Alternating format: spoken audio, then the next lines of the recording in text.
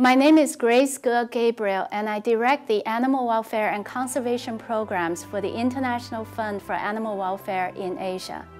I was 1,000 miles away in Beijing when the earthquake struck Sichuan province in China, and even at that distance, we felt the power of the shock. In a tragedy of this nature and scale, both human and animals are experiencing tremendous suffering and loss. Like this black cat crying out in the debris of the ruined Yinxiu township in the quake's epicenter. Earthquake can break many things, but it cannot break the bond between people and animals. They come to the aid of each other.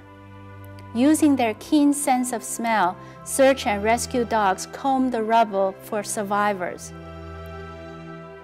This dog and her owner, a young girl, escaped from the mountains where they had been trapped at a friend's wedding. They walked more than 10 hours in the darkness and mudslides.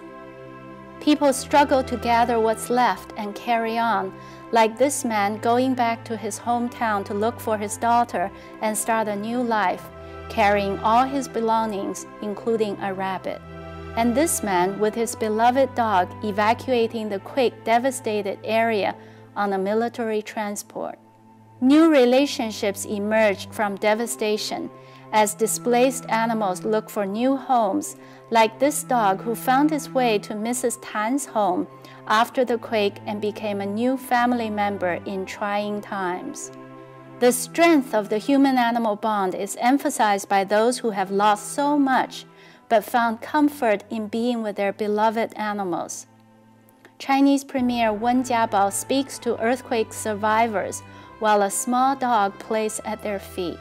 People realize that animals are inextricably linked to human beings and that their health and well-being are as important as our own, like this dog rescued and fed by a group of soldiers who also bandaged his wound.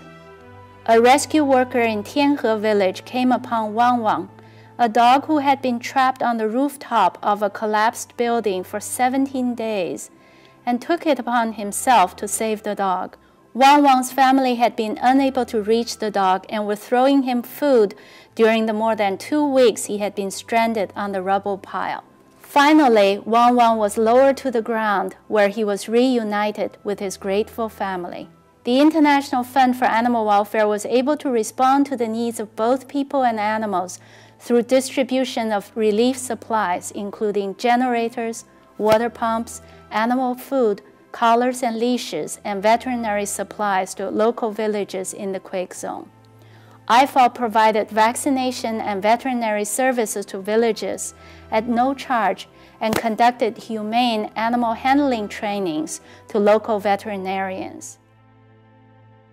IFAW was the only international animal welfare NGO allowed to work on the ground in Sichuan and provided hands-on help to hundreds of animals.